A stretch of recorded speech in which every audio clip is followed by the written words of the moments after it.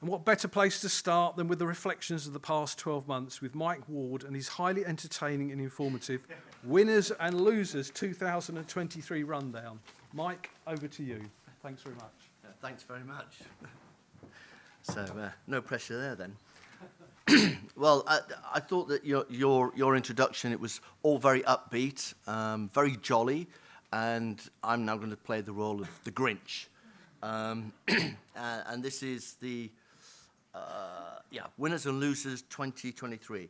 Now, I've got to, sort of as a caveat, all this it's all my own work, so it's nothing to do with the company that I work for, and it hasn't been passed by them. And that's partly because they weren't awake when I'd finished it. So to start, what I usually do at this time of the year is I reach out to my my network and sort of pick a sample of it to basically ask them, okay, so how did 2023 go for you, and what's going to keep you awake in 2024?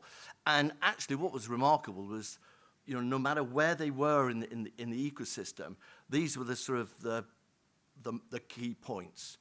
And it was interesting because there are externalities that this industry really has no control over. One is the Inflation Reduction Act, and people are still trying to work out exactly what the unintended consequences of that are going to be. Clearly, there's going to be some pricing negotiations, but we're also seeing the impact on the fact that oral small molecules, which obviously are probably one of the most useful ways of giving people medicines, they're going to be put on the back burner. And also there's the issues around the status of orphan diseases. If you get a second indication, then all of a sudden you start losing all the benefits of actually having created an orphan drug.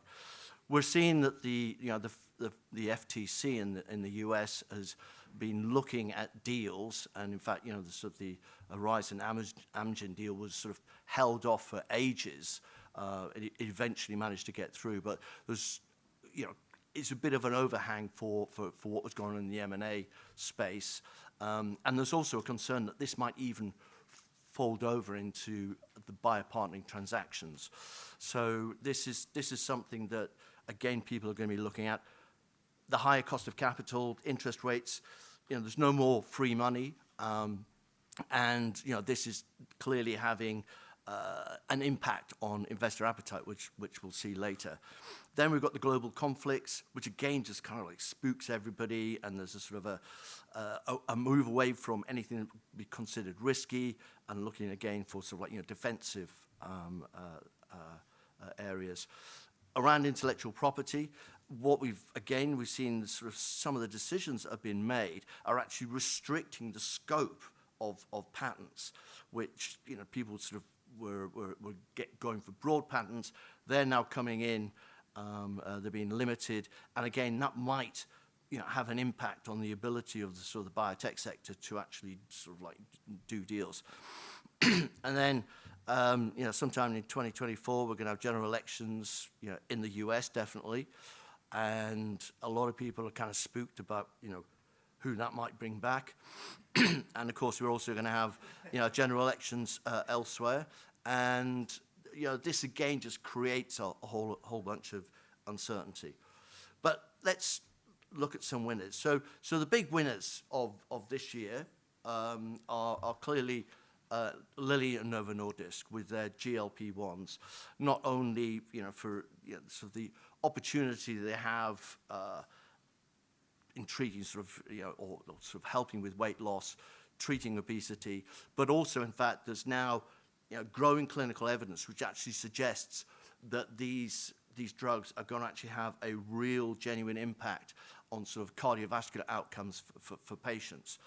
And interestingly, this is therefore potentially going to be the big, metabolics is going to be the biggest sector within the pharmaceutical industry over the next 5-10 years. And it means that big pharma are going to start focusing again on big population drugs, which will be quite interesting. So let's go to some losers. So I chaired a panel. It was at the BioEurope conference. I had business development executives from pharma companies, and the representative from Pfizer sort of basically sort of came out with a comment. And unfortunately, COVID sales have gone down. I did point out to her that that basically meant that actually was good news for the rest of us. A bit sad for Pfizer. Now, last year, I actually had these guys as winners because obviously they saved the world. But what we've actually sort of seen is this year there's been a sort of a drop-off, and you can sort of see this data from the WHO where COVID infections, it's kind of flattening out. So it looks like we might be over the worst of it. And Pfizer, BioNTech, Moderna are now having to look at how they're going to use those mRNA platforms for what they originally intended it for. Another lot that are struggling is Amphi. At the beginning of the year, sort of 30th of January or thereabouts, Humira's US patent expired, and we immediately saw the entry of Amgevita from Amgen. What we've actually sort of seen is a huge drop-off, therefore, in sort of the revenues this year for Humira. So it's, overall, it's down 29%. In the States, it's down 31%, and it's still losing revenues in the rest of the world where the patents expired much later. Interestingly, though, its share of the market is actually still holding up pretty strongly. And there are sort of structural reasons for that. One, we've got physicians are reluctant to switch patients over from Humira to a biosimilar, but also we've got the misalignment of incentives with the PBMs. These are the guys who sort of control the drug formularies, and because they get rebates from the originator companies, it's still worth their while to actually push for Humira rather than some of the sort of the cheaper sort of biosimilars. So this is like bad news. So one of the losers also are patients, but there's a whole bunch of activity going on to actually push that door open. So we might see some progress there. But these are the guys who are now going to be sort of banging on the door. These are the adalimumab biosimilars that have been launched, and all of them bar one have been launched. Amgen, it reported $90 million. So if you sort of think about $13 billion or $11 billion that it got from the US market that Humira is getting, and 90 million over the same period, you can sort of see that there's a huge disconnect in what's going on. And some of these products also have actually got interchangeability status, so again, that we might see some uptake. Amgen seems to be pretty happy though with what it's achieved. So they're neither winners. They're winners. In fact, they were able to launch, but they actually haven't gained much market share yet. So, sort of thinking about all those externalities which are impacting the industry, it's sort of worth looking and sort of seeing, well, okay, so what has actually that done for investor appetite? And as you can sort of see that the Nasdaq Biotech Index year on year, so 7th of December last year to today, it's down 7.31%. The others, so Nasdaq Composite, which is basically all the sort of the high tech companies, it's up 29%. The S&P is up 15.6%. Even the Dow Jones Industrial Average is up 7.31. Pharma is only up 2.26. So there's clearly a lot of downward pressure on what's going on. And, but what's interesting, I mean, again, sort of, harping back to the sort of the BioEurope conference where there were some panels, there were people from the pharma industry and there were people from the investment community telling the audience that there's plenty of money, there's loads of money, And you can see the look on the face of the biotech executives. So I think, well, how come I'm not seeing any of it? Clearly what's happening is that IPOs still lackluster, and it's going to be the worst year since 2013. So it's a decade since it's been as bad as this. But in other places, and these are maybe some of the green shoots, which the next panel might sort of cheer people up with. We're seeing sort of follow-on finances and other sort of finances, whether it's pipes or debt financings. They're actually sort of holding up pretty robust, and actually even sort of venture capital is going to be on the 4th best year ever. And what we're seeing is the venture capital firms. They're still able to raise huge amounts of money with their lovely management fees. So that's nice. So they're winners. And pharma is sitting on a large cash pile, which there's been this idea that maybe they've been sitting on their hands because they were waiting to see what happens with the FTC, understand what the implications are of the IRA, etc. So, but we do know that there is the cash there. So let's look at some of the. So these are the winners. Okay, so these are the guys who have done extraordinarily well when even all the sort of markets are down. Some of these, it's because they've put out promising results, particularly in sort of hard areas like NASH. Some of them, it's because actually people came knocking on the door and said, "Oh, we want to acquire you." So Oxford Therapeutics is there. Before there was all the sort of potential chat, like a lot of the gene therapy companies, were actually sort of relatively in the doldrums. And of course, on the downside, here are some people who have had a really, really tough time. And these are again, some of these companies, it's because they're running out of money, and investors just don't actually have confidence that they have got enough runway to be able to actually execute the deals, and therefore that potential forward value is dissipating. Doesn't mean that what they're doing isn't any good. It's just that they're caught in that sort of rock and a hard place.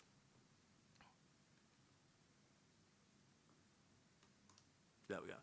So here are the, as I sort of said, so the IPOs. You can sort of see that 3.5 billion has been raised in IPOs in the 11 months that we've had so far this year. Only 27 IPOs, and if you compare that with what we've had in the past, it's pretty dire. And although there are people sort of saying, "Oh, it might be really exciting," if you look, I mean, so Accelerant does an IPO, raises 620 million in May, and it's 70% down on that. So wow, if you're an investor and you've gone into there, that's not going to give you any confidence about sort of backing the next IPO. And you can sort of see that most of them are sort of like struggling to get their heads above the water. On the other hand, we've seen some activity in the follow-on market. The largest being the Belgian group Argenx, who raised a phenomenal $1.27 billion, and the sort of percentage change since it did that is only slightly down. But you can actually sort of see with all the others who have done follow-on offerings, actually they've clearly left money on the table because their share prices have gone up. So this is heartening for the sector. And then similarly, when we look at and a lot of these transactions were debt transactions, but again, you can sort of see that the kind of money that these companies are able to raise is significant. And what we're also seeing is a whole bunch of it's comparative with some of the best years that we've had in the past. So there is the money there. And then when we go to the venture capital, interestingly, if you look at this, and it's pretty small, but I had a lot of data to get in here. It's I thought, you'd have six slides. a lot of these are located in the US. So again, it's the US is the center of gravity, and it's certainly sort of drawing in the sort of funds. And if you look at some of the Series A's, 300 million, 200 million, this is the kind of, sort of ballpark that people used to sort of would try and get for an IPO. So there's clearly money being put to work, and there's enough money to hopefully give these companies critical mass to be able to actually, execute their deals. Now, all that is kind of like, well, it's almost like a curate's egg. It's like some good and some bad. But what's actually worth thinking about when we look at the biotech industry, why the biotech industry is a really, really exciting place to be, is because big pharma's not very good at its own innovation. Okay, so what we've got here, these are the top 5 products for these companies, and look, those marked in yellow were products that they brought in either through sort of a license deal, through a collaboration, or through acquisition. And you can sort of see that, well, Bristol-Myers Squibb, all its 5 drugs, which account for almost 81% of all its revenues, came from somewhere else. Now, if that's what they did then, we can sort of see why they're still now sort of getting back into the market and trying to be so pretty busy doing deals. Again, Pfizer, Johnson & Johnson, these are all big companies. And you can just sort of see that actually, not invented here. Wow, we're not kidding. So this, I think, is just to sort of give everybody heart that big pharma is desperate for the innovation that the biotech sector is going to deliver and will continue to deliver. And we can sort of see that some of the deals that are done. So here are the sort of top partnering deals. Everybody's getting excited about, well, they want to get into weight loss now. So saw AstraZeneca do a deal last week. Merck, we've seen companies getting into the new modalities like the antibody drug conjugates, because these are now getting traction with the FDA. We've seen them not only have sort of clinical success, but now they're actually they're getting approved and getting reimbursed. So you can sort of see that what they're doing is that they're looking to sort of again replenish their pipelines, and these are significant numbers, and it's no surprise that we've got the likes of Merck, Roche, Pfizer, Bristol-Myers Squibb. If you sort of think about the slide that I just shown. And then we've got the sort of the M&A. So there's been this idea that M&A wasn't, there was an expectation when the capital markets are a bit lackluster that people are going to get really, really excited about M&A. What we're sort of seeing is that so Pfizer with the Seagen deal, this again is to help Pfizer sort of move into a new space. It isn't only about antibody-drug conjugates, but the antibody-drug conjugate platform is clearly significant because Seagen was already number 3 in the ADC world anyway. So Pfizer's gone from like 10th or 11th in that space up into 3rd space, and Seagen has been very, very successful in actually launching ADCs. But we can sort of see others, they're either strengthening their pipelines or they're actually moving into new spaces. They've sort of identified white space that they think will go. So for example, Astellas has moved sort of accessing those ophthalmology products from the Iveric Bio. And interestingly, just like a couple of months after they actually made that acquisition, Iveric Bio's lead compound actually got approved by the FDA. And I think that the same happened with Mirati once Bristol-Myers Squibb was in the running. So let's go back to some losers. So now,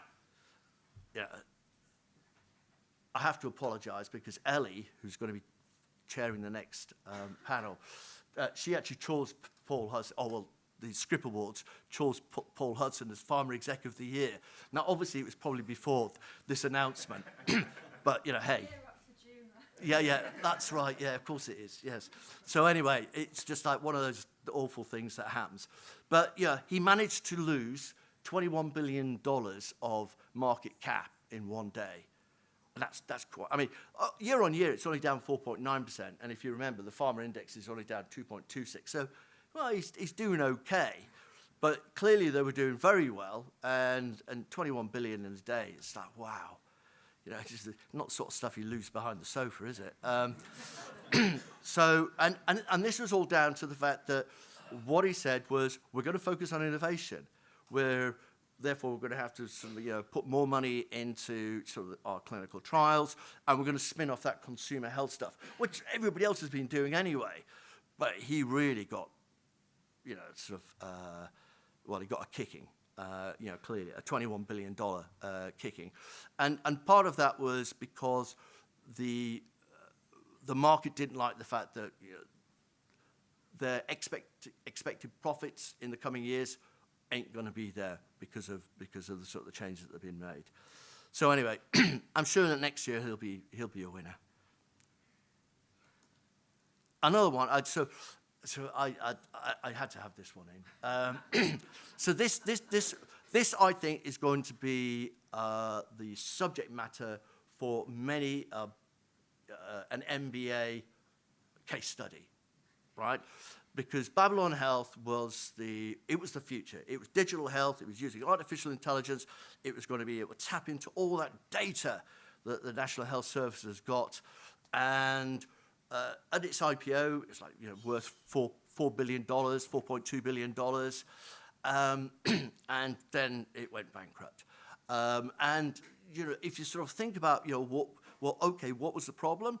It looks like some of the problems were that they overpromised, and they also were actually not focused. So just sort of anecdotally, you hear stories that they would actually have 3 different ideas going for the same target, and they didn't talk to each other. So it was one of these things where it was huge amounts of entrepreneurial enthusiasm, but unfortunately not a lot of business discipline. Okay? I hope there's nobody from Babylon Health here. Anyway, and again, talking about people who, basically over-egged the pudding. So Elizabeth Holmes, now sort of basically showing her orange suit. She's appeared in 3, loser 3 times in a row.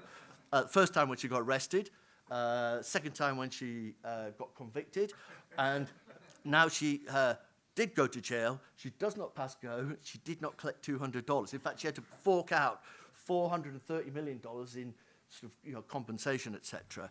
And she's got 11 and a quarter years in. It does look a bit like a holiday camp, but nevertheless, she's 11 and a quarter years there. But if she's good, they'll let her out 2 years early. But anyway, I just thought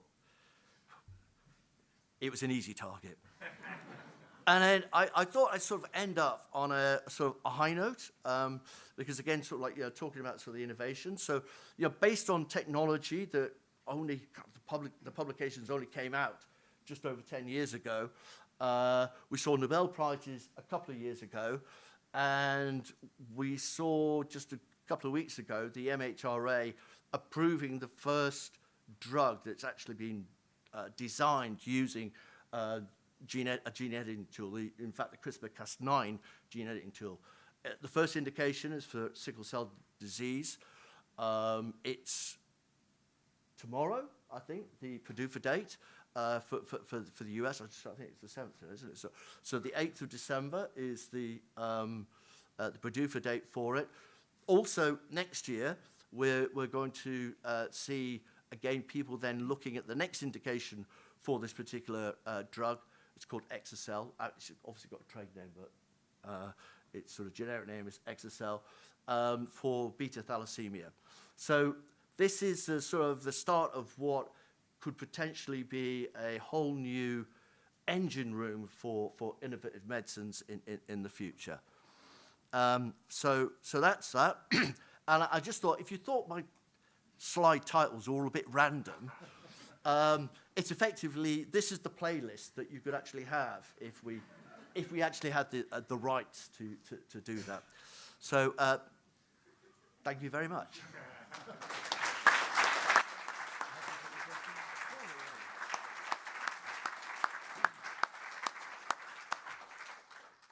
Thanks, Mike. Any question? We'll take one question before we move on. Any question from the floor? No, we're all quiet. That's good. Well, it must have been so comprehensive, Mike. Yeah, yeah. It is a bit early in the morning. Well, true. But I think in that case, well, in the time, Yeah. you'll be in the networking.